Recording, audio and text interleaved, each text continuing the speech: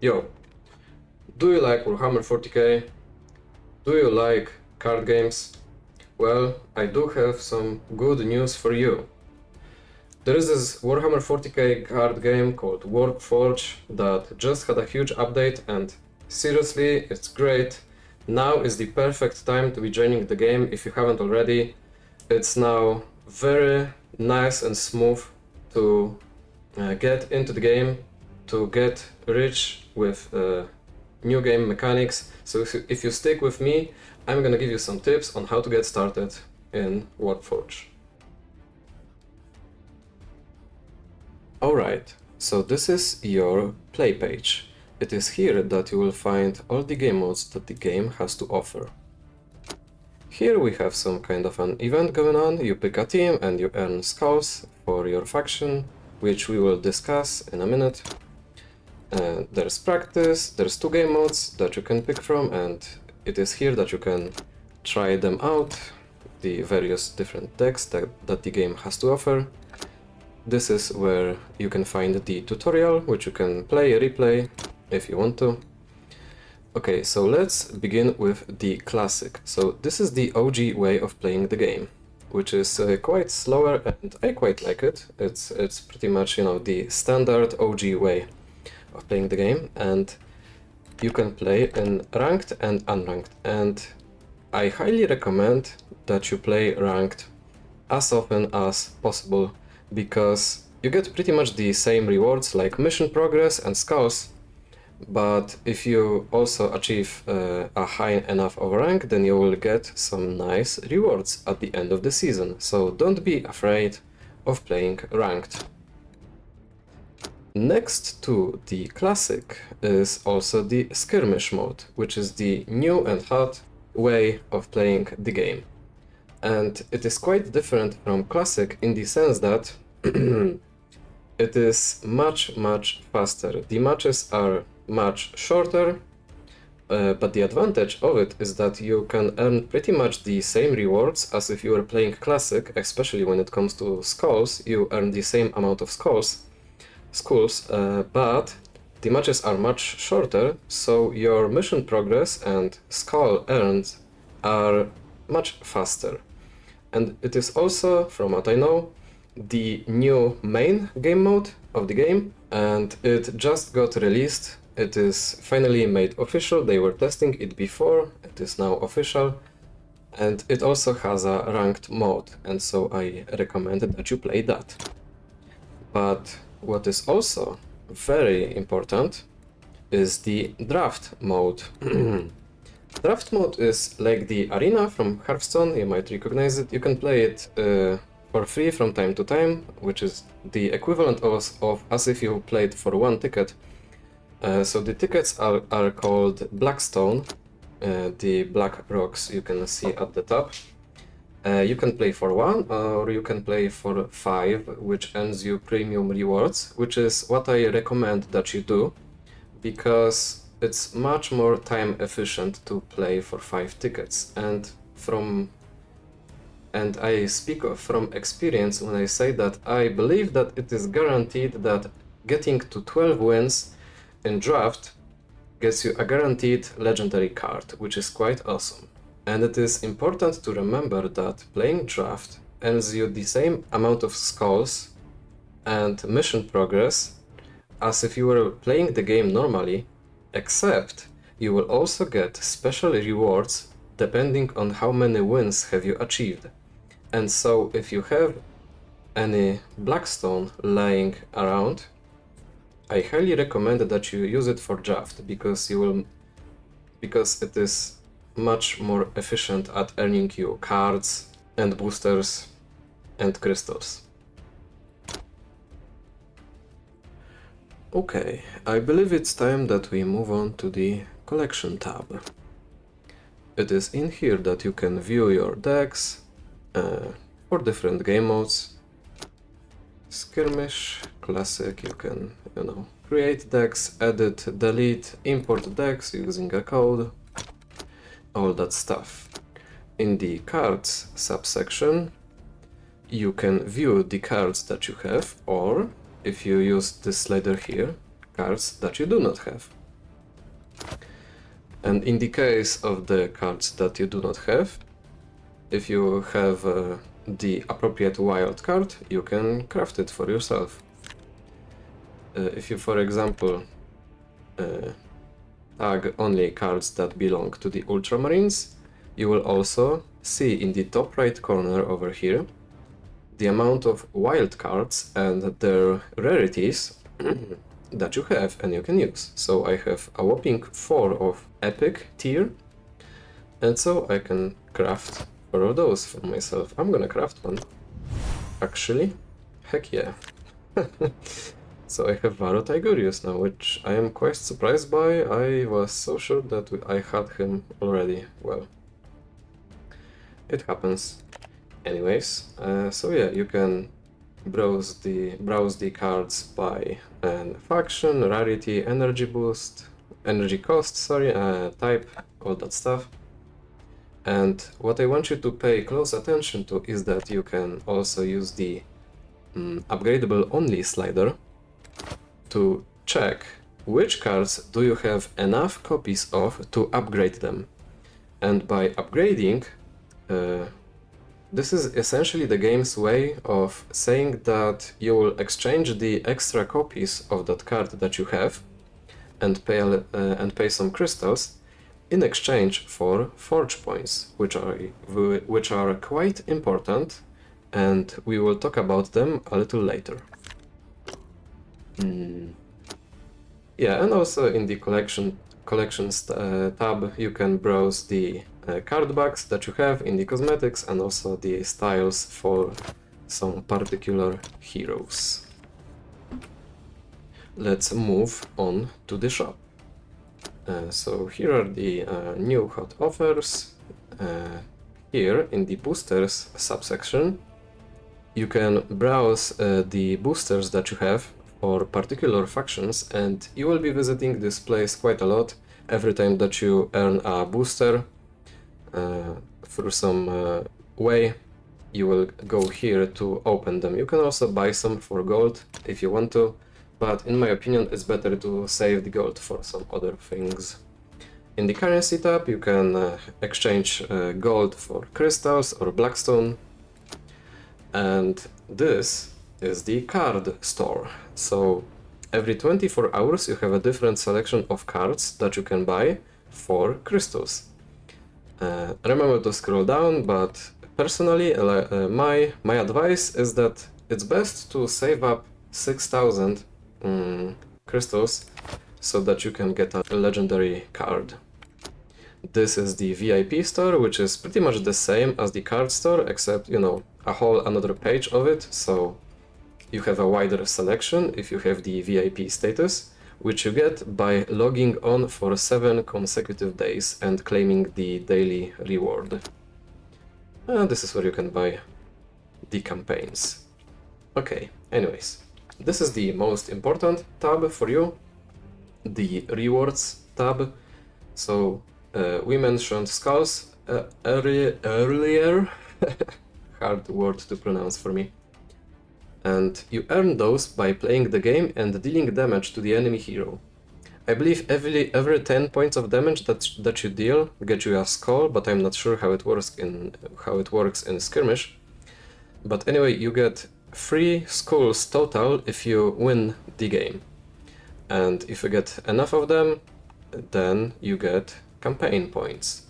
You also get campaign points for finishing the daily missions, which you get a new one every couple of hours, and you have 3 of them. You can have 3 of them in total at once.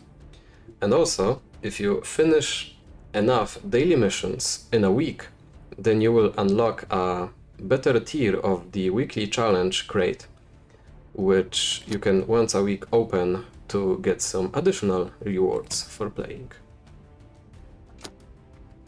And the campaign tab is where you spend the campaign points that you've earned. It works like a branching tree that goes from left to right, and obviously the further you go, the better the rewards. So first things first, I highly recommend that you buy the first tier of every faction because it gives you a starter deck for that faction, which is quite nice. So if you unlock the first tier of every campaign, you will have a deck of every faction, which is awesome because you can give every faction a try and figure out which is the one that you like the most. And once you do that, once you figure out which faction do you want to invest into, then you can go further down the campaign path, getting all the various rewards in the shape of, you know, crystals, boosters, cards, random cards, wild cards, some specific cards like Desperate Mission here. And I recommend that you go if it's your first time unlocking the campaign tree of a certain faction, what I like to do is go towards the end as soon as possible to get the random legendary card, and then I will go back and start unlocking the previous alternate, you know, paths that I could take. It is also nice to remember that if you view the available rewards per node, you can also click on the card here to view whether you have it already or not. And so I already have enough apothecaries, so maybe I shouldn't pick that tier.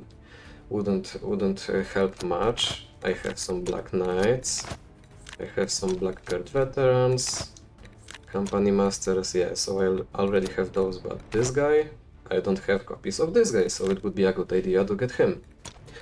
What you can also do is, if, let's say, for example, in the cards shop there is a certain legendary that you don't have, but you want, and you are within a reasonable range of getting to 6,000 crystals, so let's say that you, for example, have 5,500, what you can do is pull off a little trick and pick a faction in which you don't have many levels in, and get some of those nodes early on that get you crystals. So you can quickly and cheaply grab some crystals to spend in the shop.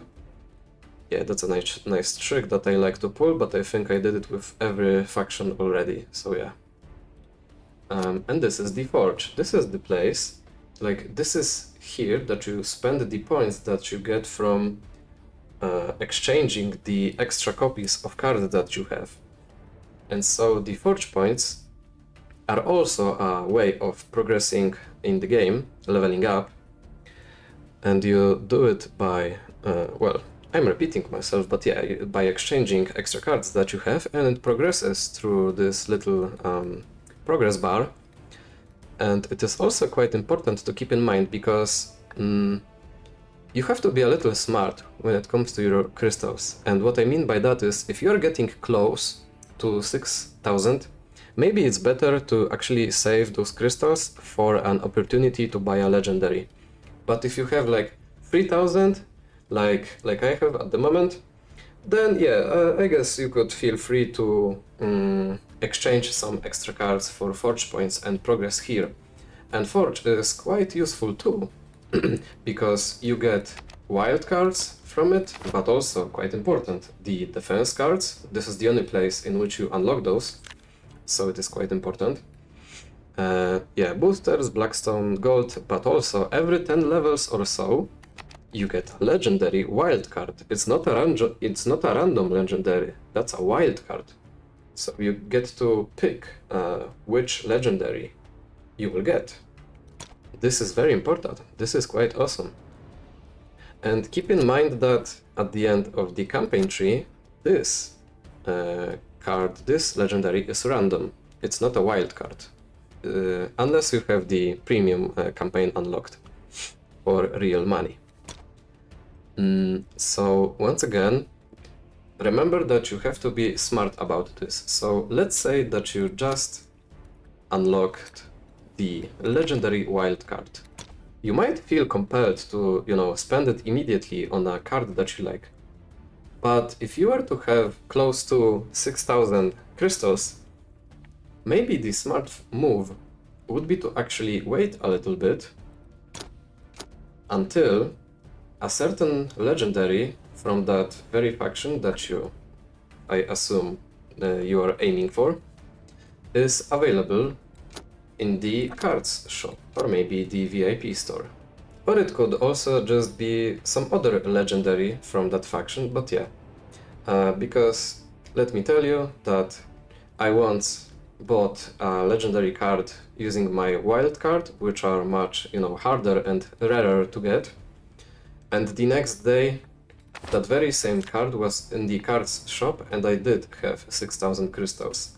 No, so I felt pretty, silly about it, because I spent a very rare wild card on something that I could have bought for crystals, which are easier to get.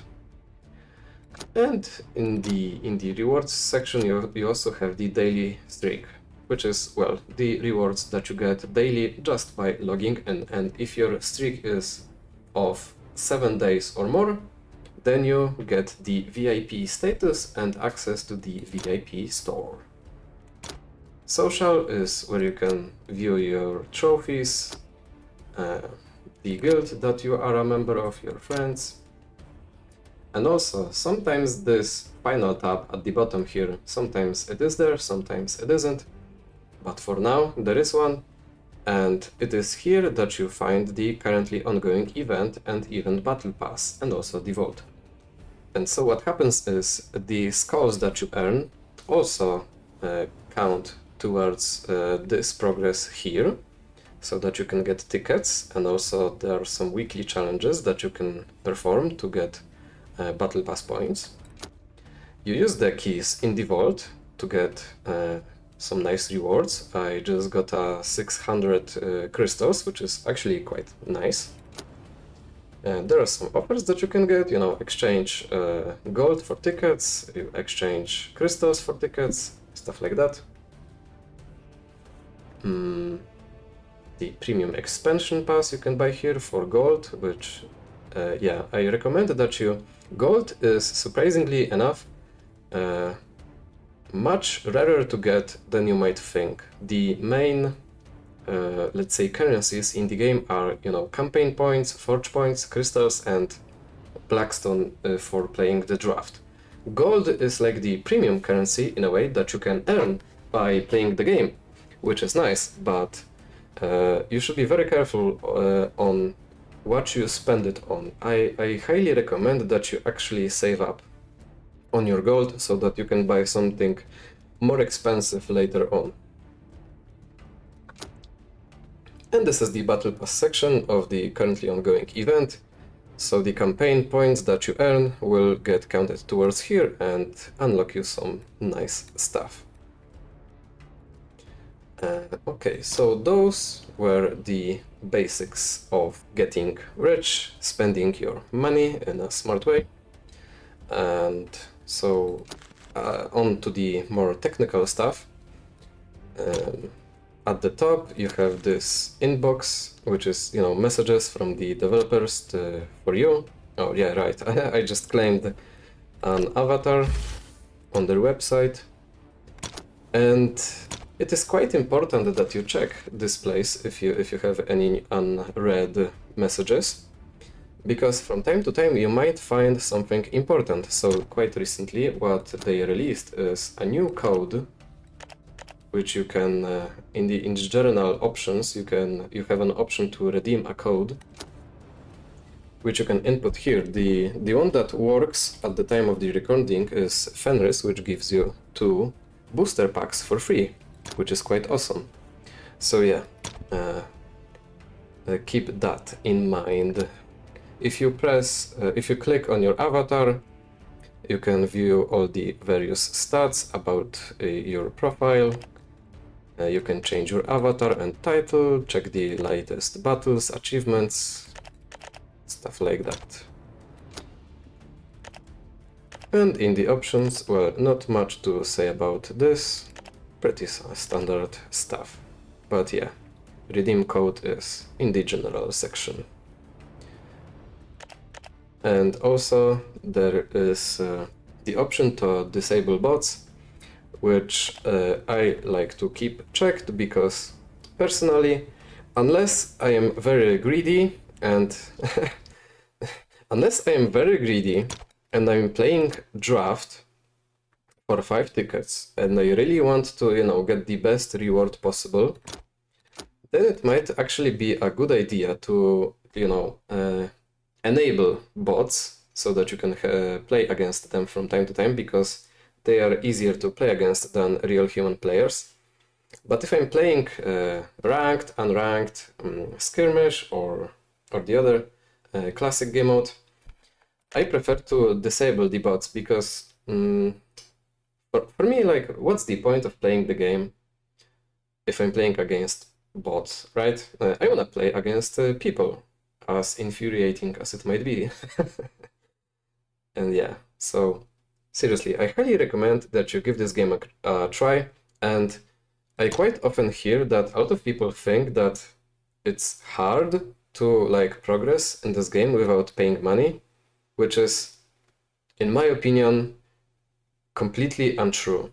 Seriously, if you are smart about this, then you can seriously get a lot of various different cards from different factions and make some crazy decks with those if you just use your head. Alright, so thank you for watching.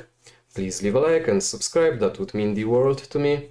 And I guess I will hear from you, you will hear from me, and I will see you next time.